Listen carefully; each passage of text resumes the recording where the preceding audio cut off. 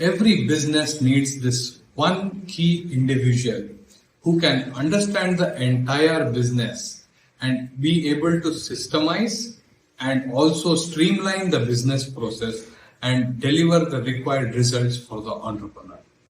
As the organization grows, this one person is now required in every department of the organization.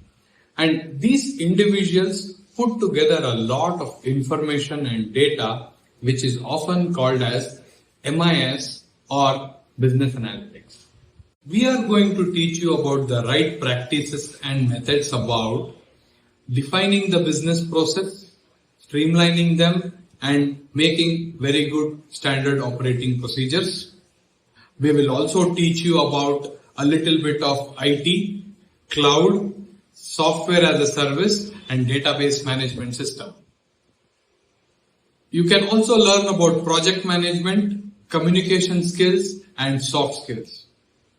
How to deploy a business process standardization into a software as a project is something which is going to be a key learning out of our course.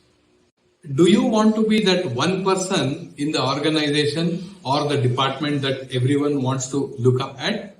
Then click on the link below and we will prepare you for being that one key resource.